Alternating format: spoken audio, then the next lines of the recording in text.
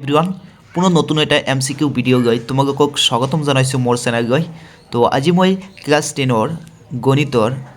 Chapter 1 বাস্তৱ সংখ্যা এইটো পাৰ্টৰ ইম্পৰ্টেণ্ট MCQ কৰাই যাম চ' তোমালোকে যদি এইখিনি ভালকৈ বুজি শুনি কৰা তেনেহ'লে MCQ ভাগ এটা স্ক'ৰ কৰিব পাৰিবা চ' মই যিবিলাক ভিডিঅ' দি আছোঁ এইবিলাক তোমালোকে যদি ভালকৈ প্ৰেক্টিছ কৰা তো ইয়াৰ পৰাই তোমালোকে কমন পাবা তো চোৱা আজিৰ প্ৰথম প্ৰশ্নটো কি আছে আৰু যেহেতু এক্সামৰ বেছি দিন নাই তো এতিয়া ভালকৈ পঢ়া শুনা কৰিবা তো চাওক প্ৰথম প্ৰশ্নটো কি কৈছে তগৰ কোনটো পৰিমেয় সংখ্যা এই তগৰ যিবিলাক অপশ্যন আছে এইবিলাকৰ ভিতৰত কোনটো পৰিমেয় সংখ্যা তুমি পৰিমেয় সংখ্যা মানে কি বুজা যে পৰিমেয় সংখ্যা মানে কি যিটো সংখ্যাক তুমি পি বাই কিউ আকাৰে প্ৰকাশ কৰিব পাৰা সেইটোকে আমি পৰিমেয় সংখ্যা বুলি কওঁ তেনেকৈ ইয়াতে চোৱা আৰু অপৰিমেয় সংখ্যা মানে কি যেটাক আমি পি বাই কিউ আকাৰে প্ৰকাশ কৰিব নোৱাৰি তাক অপৰিমেয় সংখ্যা বগে তেনেহ'লে ইয়াতে অপশ্যন চোৱা আৰু কিছুমান বস্তু আছিল যে যিবিলাক বস্তু ৰুটৰ ভিতৰত থাকে সেইবিলাক কি হয় অপৰিমেয় হয় ৰুটৰ ভিতৰত যদি থাকে তেনেহ'লে অপৰিমেয় আৰু কিছুমান সংখ্যা আছে যে ৰুটৰ ভিতৰত থাকিও কি হয় পৰিমেয় হয় যেনে কয় ৰুট 16টো বাহিৰত আহিলে কিমান হয় ৰুট 4 হয় 4 স্কোয়াৰ কৰে 16 তেনেহ'লে ৰুট 16টো কি হ'ব পৰিমেয় হয় তো তুমি এটা কথা মনত ৰাখিবা পৰিমেয় অপৰিমেয় কি যিবিলাক সংখ্যা ৰুটৰ ভিতৰত থাকে সেইবিলাক অপৰিমেয় আৰু বাহিৰত থাকে পৰিমেয় এটা কথা মনত ৰাখিবা আৰু মনত ৰাখিবা যদি চোৱা দশমিকৰ পিছত কোনো সংখ্যা যদি ৰিপিট আহে বাৰ মানে চোৱা এই দশমিক 1 ফিৰ আকৌ 1200 এনেকৈ 12000 যদি এনেকৈ ডবল সংখ্যা থাকে তেতিয়া তুমি সেইটো সংখ্যা ক'বা অপৰিমেয় সংখ্যা আৰু পাইটো এনেই তুমি জানা যে পাইটো কি হয় অপৰিমেয় হয় তেনেহ'লে ৰুটটো অপৰিমেয় পাইটোও অপৰিমেয় আৰু এইটোও অপৰিমেয় তেনেহ'লে পৰিমেয় কোনটো হ'ব 1/3 এইটো হৈছে এনসাৰটো নেক্সট কুৱেশ্যন তগৰ কোনটো সংখ্যাৰ দশমিক বিস্তৃতি পৰিসমাপ্তি তুমি কেনেকৈ কনসেপ্ট মনত ৰাখিবা যে দশমিক বিস্তৃতি পৰিসমাপ্তি কি হয় যে যেটো হৰ আছে ন হৰত যদি পাৱাৰটো যদি কি হয় 2ৰ পাৱাৰ থাকে কিবা এটা থাকেই হয় বা 1 5ৰ পাৱাৰ কিবা এটা থাকেই হয় তেতিয়া তুমি কি ক'বা সেইটো পৰিসমাপ্তি নাইবা যদি দুয়োটা একেলগে থাকে 2 আৰু 5 যদি পাৱাৰ একেলগে থাকে তেনেহ'লে সেইটো তুমি কি ক'বা কি ক'ব পাৰা পৰিসমাপ্তি ক'ব পাৰা ওপৰত কি আছে না আছে সেইবিলাক তুমি টেনশ্যন নকৰিবা তগৰ হৰটো চাবা হৰ যদি কি 2ৰ পাৱাৰ পোৱা নাইবা 5ৰ পাৱাৰ পোৱা নাইবা দুয়োটা যদি একেলগে থাকে তেনেহ'লে এইটো দশমিক বিস্তৃতি পৰিসমাপ্তি হয় তেনেহ'লে এইটো চোৱা এইটোতো ডাইৰেক্টলি ভাঙি দেওয়া আছে এইটো হয় নেকি এইটো 2 আছে ইয়াতে 3 তেনেহ'লে এইটো নহয় এইটো চোৱা 2ৰ পাৱাৰ আছে আৰু ইয়াতে 5ৰ পাৱাৰ আছে তেনেহ'লে অপশ্যন বি কাৰেক্ট হ'ব এতিয়া কোৱেশ্চন নম্বৰ চোৱা নেক্সট কোৱেশ্চন যে এটা পৰিমেয় সংখ্যাক পৰিসমাপ্তি দশমিক বিস্তৃতি হিচাপে পাব পাৰি যদিহে তাৰ হৰৰ উৎপাদক তো অলপ আগতেই কৈছোঁ ন যে হৰৰ উৎপাদক যদি কি হয় যে 2 আৰু 5 হয় 2 আৰু কি হয় 5 হয় তেতিয়া তাক আমি কি কওঁ দশমিক বিস্তৃতি পৰিসমাপ্তি বুলি কওঁ তেনেহ'লে ইয়াতে চোৱা 2 3 5 অপশ্যন নম্বৰ কোনটা হ'ব অপশ্যন নম্বৰ চোৱা ডি কাৰেক্ট 2 আৰু 5 আছে ডি কাৰেক্ট নেক্সট প্ৰশ্ন চোৱা এইবিলাক ইজি হয় তথাপি মই কমনবিলাক বাছি গৈছোঁ ইম্পৰ্টেণ্টবিলাক তোমালোকে এটাকৈ মনত ৰাখিবা পাৰিবা বাকীবিলাক 10 আৰু 3ৰ গসাউ কি হ'ব চ' 10 আৰু 3 গসাউ তোমালোককতো মই শিকাইছোঁ আগতে তো গসাউ কেনেকৈ বাইকে জানানে এনেকৈ 10ক যদি ভাঙি দিয়া তো 10ক চুটি হৰণ কৰিলে কি হয় 2 দিকে 5 আৰু 5 দিকে 1 আৰু যে 3ক যদি তুমি চুটি হৰণ কৰা 3 কৰিলে কি 3 দিকে 1 তেনেহ'লে তুমি 10ক পাগা 2 × 5 × 1 আৰু 3 কি পাগা 3 × 1 তেনেহ'লে গসাগুৰ কনচেপ্টটো কি আছিল ইয়াৰ ভিতৰত যিটো কমন হয় সেইটো আছিল গসাগু আৰু যিটো গসাউ কি আছিল যে কমনটো লোৱা হয় আৰু বাকী যিখিনি থাকে সেইখিনিও লোৱা হয় তেনেহ'লে কমন কি আছে ইয়াতে চোৱাচোন 1 কি আছে তো অপশ্যন কি হ'ব চি কাৰেক্ট যেটো কমন হয় হেতুই হয় গসাগু ইয়াতে কৈছে 3 আৰু 81ৰ লসাগু কিমান তো 3 আৰু 81ৰ লসাগু তুমি কেনেকৈ বাৰ কৰিবা তো 3 মানে কি 3 × 1 আৰু 81ক যদি তুমি চুটি হৰণ কৰা 81ক কেনেকৈ চুটি হৰণ কৰিলে কি আহিব 3 দিকে কিমান হ'ব 27 আকৌ 3 দিকে আকৌ যদি মই 3 দি দিওঁ তেনে 9 আকৌ যদি এটা 3 দি দিওঁ তেনেহ'লে কি হ'ব 3 তো চোৱাচোন কেইটা তিনি পাইছা, চাৰিটা পাইছা। এটা, দুটা, তিনিটা, চাৰিটা পাইছা। তেনেকৈ তুমি এটা কথা চিন্তা কৰা যে ইয়াৰ পৰা যদি আমি গসাও বাই কৰোঁ, গসাও কি হ'ব? গসাওটো হ'ব তোমাৰ কমন 2। গসাও কমন কি আছে? 3। আৰু গসাও কি হ'ব? তো গসাগুৰ বাকীবিলাক বাদ দি এই যে দুটা মিলি যদি কমন এটা গৈছে, বাকী কেইটা থাকিল? গসাগু কেইটা থাকিল? তো গসাগু কিমান হ'ব? বাকী তিনিটা তিন থাকিল, তিনিটা তিন থাকিল। মই কি কৈছোঁ যে গসাও হৈছে দুটাৰ ভিতৰত যিটো কমন হয় সেইটো হৈছে তোমাৰ গসাও। আৰু গসাও কোনটো হৈছে যে গসাও কমন হোৱাৰ পিছত বাকী যিকেইটা থাকিব, এই কেইটা থাকে? তিনিটা থাকে। তিনিটা থকাৰ পিছত আকৌ গসাওটো ল'বা। গসাও কত আছে? 3, এইটো ল'বা। তেনে এটি গোটেইকেইটা যদি আমি পূৰণ কৰোঁ কিমান হয়? 81 হয়। তেনেহ'লে ইয়াৰ গসাও কিমান হ'ব? Option number B correct, 81। প্ৰশ্ন ইয়াতে কি হৈছে যে 50 আৰু 20ৰ গসাও ইনটু গসাও হ'ব। তো 50 আৰু 20ৰ গসাও আৰু গসাও কেনেকৈ বাদ কৰিবা? তুমি শ্বৰ্টকাট কৰিবা, মই বুজাই দি আছোঁ যে 50 ইনটু 20 এইটোৰ যদি তোমাক কি কৈছে? গসাও আৰু গসাগুৰ পূৰণফল বাহিৰ কৰিব কৈছে। তেনেহ'লে গসাও আৰু গসাও পূৰণফল কেনেকৈ বাহিৰ কৰিবা? 5 আৰু 2 পূৰণ কৰিলে কিমান হয়? 10। আৰু ইয়াতে এটা 0, ইয়াতে এটা 0, তেনেহ'লে কিমান হয়? দুটা 1000 মানে 1000। তো এই দুটা যদি গসাও বাই করে কিমান হয়? 1000 হয়। এর অপশন নাম্বার কি হবো? D correct. নেক্সট কোশ্চিন দিয়া আছে লসাগু 91,26 এর লসাগু কিমান আছে? 182। তেন্তে গসাগু কত হবো? তো চাওক লসাগু দিয়া আছে কিমান? 182 আৰু গসাগু আমাক বাহিৰ কৰিব লাগে। আৰু সংখ্যা দুটা দিয়া আছে 91 ইনটু 26। তে আমি কি জানো? আমি এটা সূত্র জানো না যে লসাগু ইনটু গসাগু ইকুয়াল টু সংখ্যা দুটাৰ পূৰণফল। তো লসাগুক আমি শৰ্টকাট এলসিএম লিখছি আৰু গসাগুক এচসিএফ লিখিছোঁ ইকুয়াল টু সংখ্যা দুটাৰ পূৰণফল। তেনে ইয়াতে যদি তুমি মানবিলাক বহাই দিয়া, মানবিলাক কিমান আছে? এলসিএম মানে গসাগু কিমান আছে? গসাগু আছে 182 ইনটু এচসিএফ বাহিৰ কৰিব লাগে ন, এচসিএফ বাহিৰ কৰিব লাগে ইকুয়াল টু সংখ্যা দুটাৰ পূৰণফল। সংখ্যা দুটা কিমান আছে? এটা আছে 91 আৰু এটা আছে 91 আৰু এটা আছে 26। তো 91 26। এতিয়া তুমি এটা কাম কৰা, এই এচসিএফটা যদি ৰাখি দিয়া, সিএফটাৰ ইপাকে কি আছে? 91 ইনটু 26 ডিভাইড কি 182। ইয়াতে যদি তুমি কটাকাটি কৰা 91 কাটি এবাৰ আৰু 182 কাটি দুবাৰ আৰু 2 দি যদি এই 26 কাটা তেনেহ'লে কিমান? 13। তাকে ইয়াৰ গসাগু বা এলসিএম কিমান হওক? 13 হওক। Option number B correct. Next question যদি গসাও a,8 ইকুয়াল টু 4 আৰু গসাও a,8 ইকুয়াল টু 24 তেন্তে এ হ'ব। তো এইটো কেনেকৈ বাহিৰ কৰিবা? সেম একইভাৱে যদি আমি বাহিৰ কৰোঁ গসাগু ইনটু গসাগু ইকুয়াল টু সংখ্যা দুটাৰ পূৰণফল, তেনেহ'লে গসাগু ইনটু গসাগু, গসাগু কিমান আছে? 24। মই ডাইৰেক্টলি এনেকৈ বুজাই দি আছোঁ তোমাক। তো গসাগু কিমান আছে? 24 ইনটু গসাগু কিমান আছে? গসাগু কিমান আছে? গসাগু আছে 4 ইকুয়াল টু 4। তুমি কি জানা যে গসাগু ইনটু গসাগু, এই যে অলপ আগত পঢ়াইছোঁ, গসাগু ইনটু গসাগু ইকুয়াল টু সংখ্যা দুটাৰ পূৰণফল। তো গসাগু 24 ইনটু গসাগু 4 ইকুয়াল টু সংখ্যা দুটাৰ পূৰণফল। সংখ্যা দুটা কি আছে? এটা এ আৰু এটা কি আছে? এ ইনটু 8, হয় না নহয়? তো এতিয়া তুমি এটা কাম কৰা, তো এই 24 ইনটু 4 ডিভাইড এই 8টো সিপাকে আনি দিয়া, ইপাকে আনি কি হৰণ হ'ব আৰু সিপাকে থাকি এ। এইটো যদি তুমি কাটি দিয়ে 8 দিয়ে যদি 24 কাটা তেনেহ'লে 3 বাৰ। তো 3 দিয়ে যদি 4 গুণ কৰা কিমান হ'ব? 12 হ'ব। 3 4 গুণ 12 ইকুয়াল টু এ। তো এ সমান সমান কিমান পাবা? 12। তো আমাক বাহিৰ কৰিব লাগে কি? এ বাহিৰ কৰিব লাগে। তো এৰ মানটো কি হ'ব? 12। অপশ্যন সি কাৰেক্ট। সো এনেকৈ তুমি এমসিকিউ শৰ্টকাটভাৱে বাহিৰ কৰিব পাৰা। নেক্সট মোস্ট ইম্পৰ্টেণ্ট এমসিকিউ হয় দুটা ক্ৰমিক স্বাভাৱিক সংখ্যাৰ গসাও কি? তুমি ডাইৰেক্টলি এইবিলাক মনত ৰাখিবা। দুটা ক্ৰমিক সংখ্যাৰ স্বাভাৱিক সংখ্যা কি হয়? 1 হয়, বা গসাওটো কি হয়? 1 হয়। আৰু দুটা যিকোনো মৌলিক সংখ্যাৰ গসাও কি হ'ব? এইটো তোমাৰ কি হয়? 1 হয়। এই দুটা তুমি কোশ্চিন ডাইৰেক্টলি তুমি মনত ৰাখিবা, এই দুটা কোশ্চিন। নেক্সট চোৱা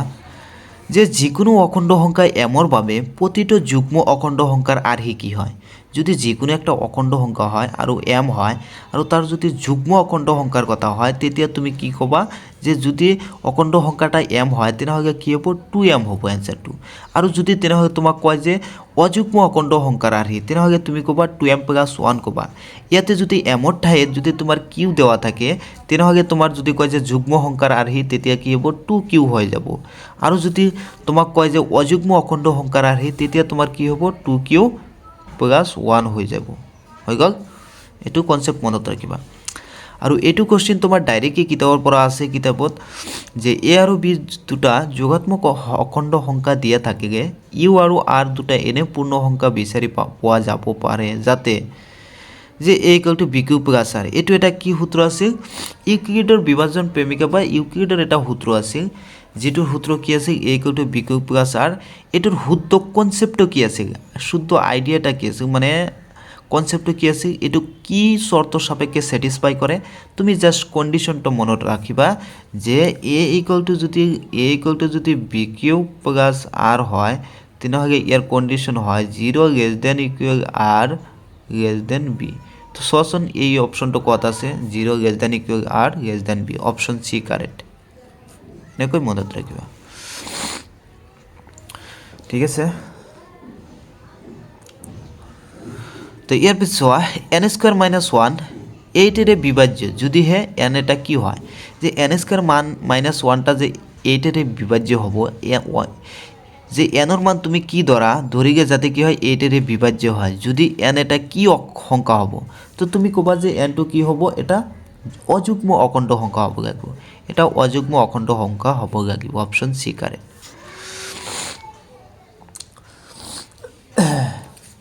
আৰু এটোতো তুমি এইবিলাক জানাই যে 5500 মৌলিক উৎপাদকৰ সংখ্যা কিমান তুমি 5500 তুমি যদি ভাঙি দিয়া মানে ছুটি হৰণ কৰা তেতিয়াহলে তুমি এইবিলাক কৰিব পাৰিবা কিমান হয় এটো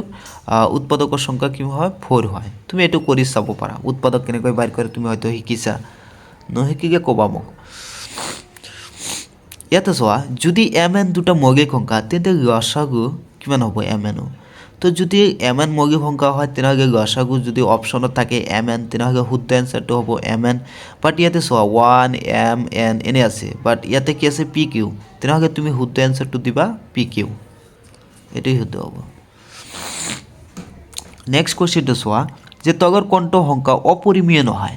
তো এই কোনটো সংখ্যা অপরিমেয় নহয় মানে কি হ'ব পরিমেয় হয় তো কোনটো পরিমেয় হয় ইয়াতে বাছি উলিয়াচোন ইয়াতে 5 যিবিলাক মই কৈছো যে ৰুটৰ ভিতৰত থাকে এইবিলাক কি হয় অপৰিমেয় হয়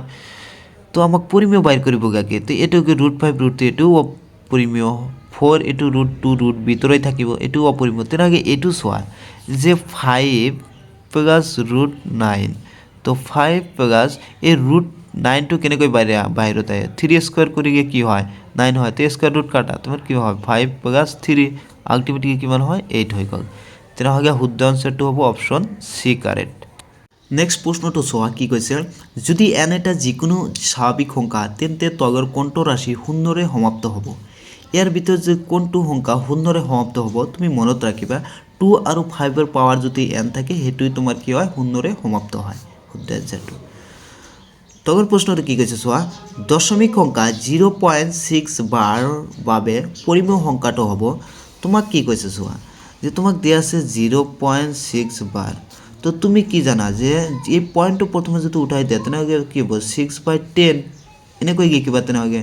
কিন্তু এটা কথা মনত ৰাখিবা যেতিয়া কি হ'ব বাৰটো থাকিব 11 আগত বাৰ থাকিব ন তেতিয়া তুমি কি হ'ব 10 নেলিখি এক কম লিখিবা শর্টকাট মই কৈ আছো তেতিয়া তুমি কি লিখিবা 6/9 লিখিবা বুজি আছে না মই কি কৈছো যে দশমিক সংখ্যা আছে তেনেহলে বাৰ আছে তেনেহলে কি কৰিবা দশমিকটো উঠাই দিগে 10 আৰু বাৰটো উঠাই দিগে এটা কম আহে তেনেহলে কি 6/9 এটুক যদি মই কটাকটি কৰো তেনেহলে কিমান হ'ব 2/3 ইয়াৰ শুদ্ধ আনসারটো হ'ব option number B correct next question √2 - √3 into √3 plus √2 হয় তো এই অঙ্কটোর ভিতৰত এটু কি হয় এটা পরিমেয় সংখ্যা না অপরিমেয় নে পূর্ণ সংখ্যা এটু কি হয় না এটা স্বাভাবিক সংখ্যা হয় সো আমি তো ডাইরেক্টলি কব নোৱাৰো যে এটু কি হয় তেনেহলে তুমি এটা কাম কৰিবা এটা সূত্ৰ আছে কি আছিল যে a + b into a - b এই সূত্ৰটো কি আছিল a² - b² তেনেহ'লে চোৱাচোন এইটো সূত্ৰৰ মতে পৰিছে না নাই √2 মাইনাছ √3 ইনটু কি আছে √3 প্লাছ √2 অলপ ওগত পাগত আছে তুমি অলপ কি কৰিবা সিধাকৈ লিখিবা কেনেকৈ সিধাকৈ লিখিবা √2 মাইনাছ √3 ইনটু এই √2 টো আগত দিয়া √2 প্লাছ √3 এনেকৈ দিয়ে এতিয়া চোৱা a minus b into a plus b একেই সূত্ৰ হয় তেনেহ'লে এইটোক আমি কেনেকৈ লিখিব পাৰোঁ a square minus b square মানে √2a square minus √3a square হৈ গ'ল তেনেহ'লে কি হ'ব এইটো কৰিলে 2 মাইনাছ 3 আলটিমেটলি কি হয় মাইনাছ 1 হয় তো মাইনাছ 1 টো কি হয় এটা অপশ্যনবিলাক চোৱাচোন পৰিমেয় সংখ্যা নে পূৰ্ণ সংখ্যা নে অপরিমেয় সংখ্যা নে স্বাভাবিক সংখ্যা তেনেহ'লে তুমি কোনটো এনসার দিবা তো মাইনাছ 1 টো কি হয় এটা পৰিমেয় সংখ্যা হয় কিয়নো ইয়াৰ তলত কি আছে 1 আছে তো ডাইৰেক্ট কি এখানে তুমি ক'ব পাৰা এটো এটা পৰিমেয় সংখ্যা হয় নেক্সট প্ৰশ্নটো চোৱা 7 ইনটু 11 ইনটু 13 প্লাস 13 হ'ব সো এই নাম্বাৰবিলাক কি হয় এটা মৌলিক সংখ্যা না যৌগিক সংখ্যা নে অযুগ্ম সংখ্যা নে পাঁচৰে বিভাজ্য সংখ্যা সো তুমি যদি এটা এই সংখ্যাবিলাক কি কৰা প্লাস কৰা তাৰ পিছত ইনটু কৰা তেনেহ'লে এটা ডাঙৰ এটা নাম্বাৰ পাবা আৰু এই নাম্বাৰটো কি হয় একাধিক উৎপাদক আছে আৰু তুমি তো জানাই যে মৌলিক সংখ্যা মানে কি যাৰ উৎপাদক 1 আৰু সংখ্যাটো নিজেই আৰু সংখ্যাটো কি আছে অযুগ্ম সংখ্যাও নহয় যুগ্ম সংখ্যা হ'ব আৰু পাঁচৰে বিভাজ্যও নহয় তেনেহ'লে তুমি কি হ'ব এটো এটা একাধিক উৎপাদক আছে সেই কাৰণে তুমি এটো ক'বা এটা যৌগিক সংখ্যা এটা যৌগিক সংখ্যা তাৰ পিছত তগৰ কোনটো সংখ্যা সহমৌলিক তেনেহ'লে সহমৌলিক সংখ্যা কোনটো হয় ইয়াতে অপচন চোৱা ইয়াতে 9 12 ইয়াতে আছে 14 ইয়াতে আছে 21 তি ইয়াৰ শুদ্ধ আনসাৰটো হ'ব অপচন নম্বৰ ডি নেক্সট 615 और दशमिक विस्तृति की हम सो 615 और दशमिक विस्तृति तुम केनेকৈ बाहर करिबा এটা অঙ্ক বুজিকে বাকিবিলাক তুমি নিজেই কৰিব পাৰিবা দশমিক বিস্তৃতি মানে কি আমাক 6 ক 15 ৰে হৰণ কৰিব লাগে তো হৰণ যদি মই কৰো তেনেহলে তো না যায় তেনেহলে এটা দশমিক দিয়া এটা 0 আহিল তেনেহলে এতিয়া কেইবাৰ যায় 15 টি যদি এটো হৰণ কৰো তেনেহলে 4 বাৰ যায় 4 15 কিমান হয় 60 কি হয় 0.4 তো 0.4 এনেকৈ লিখিব পৰা যায় 0.4 লিখা যায় তেনেহলে অপশন নম্বৰ কি সি কাৰেক্ট হ'ব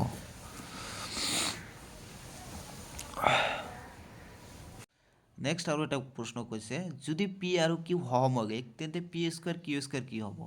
যদি p এ q টো সহমৌলিক হয় তেনে p স্কয়াৰ q স্কয়াৰ টো কি হ'ব সহমৌলিক হ'ব সহমৌলিক অপশন নম্বৰ এ কাৰেক্ট নেক্সট প্ৰশ্নটো সোৱা ইম্পৰ্টেন্ট হয় যদি দুটা ধনাত্মক অখণ্ড সংখ্যা m আৰু n m ক m = a b স্কয়াৰ আৰু n = a k b ধৰণে প্ৰকাশ কৰিব পাৰি যত a আৰু b মৌলিক তেন্তে লসাগু mn হ'ব তো তুমি তো জানাই যে গসাগু কি হয় কনসেপ্টটো কি আছে যেটো কমন হয় হেতু হয় তোমাৰ গসাগু আৰু কমনটো আৰু বাকি যিখিনি থাকে গোটেইখিনি লগে তোমাৰ কি হয় গসাগু হৈ যায় তেনেহলে তোমাৰ কি আছে m টো দিয়া আছে তোমাৰ কি m দিয়া আছে তোমাৰ a b স্কয়াৰ আৰু n টো দিয়া আছে তোমাৰ কি a কিউব b তেনেহলে ইয়াৰ পৰ কি আছে তোমাৰ কমনটো লবা ইয়াৰ ভিতৰত কি যেটো তুমি এটা কথা মনত ৰাখিবা যে গসাগু যেতিয়া তুমি বাইৰ কৰিবা প্ৰথমটোৰ মধ্যে হাইয়েস্ট কম কি আছে যেতিয়া তুমি গসাগু মানে এচিয়া বাইৰ কৰিবা তেতিয়া তুমি কি কবা ইয়াতে কমকে প্ৰথমৰ কম কি আছে এ আছে তেনেকে এ লবা ইয়াতে কম কি আছে এনৰ মধ্যে কম কি আছে সবচাই মানে পাৱাৰটো কম আছে বি তেনে বি এ বি তাকি এটো কি হ'ব গসাগু হ'ব মানে এচিএম আৰু এলসিএম কেনেকৈ গাবা এলসিএম বাইৰ কৰিবা তুমি প্ৰথমটো চাবা কি আছে বেসটি কি আছে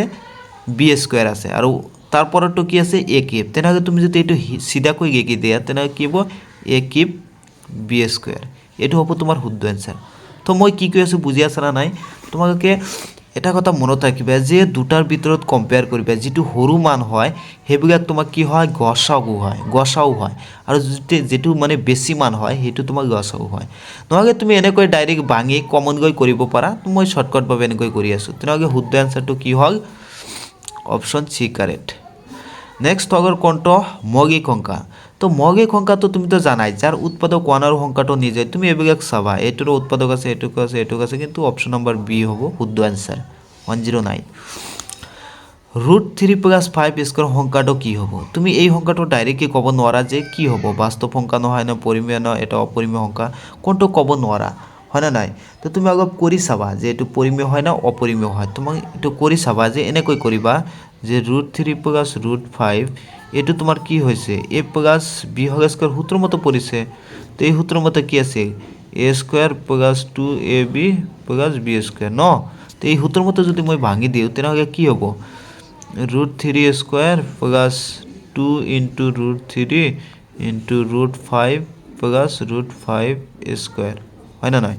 তো এটা যদি স্কয়ার ভাঙি দিও 3 plus 2 into এটা যদি ভাঙি দিও কি হবে 15 plus এটা যদি স্কয়ার রুট কাটি দিও তখন কিমান হবে 5 তেনেহলে 5 3 যোগ কৰি কি হয় 8 plus 2 √15 √15 তো বাহিৰত নাহে তেনেহলে এটো কি হ'ব তোমাৰ এটো অপৰিমেয় সংখ্যা হ'ব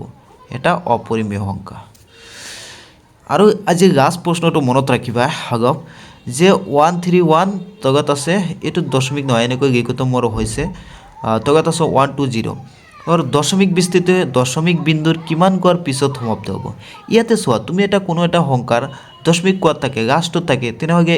এটা দুটা তিনটা তেনেহলে তিন কোৱাৰ পিছত কি হ'ব দশমিক বিন্দু শেষ হ'ব ইয়াতে অপচন নম্বৰ সি কাৰেক্ট সো আজিৰ ভিডিওটো কেনেকুৱা লাগিল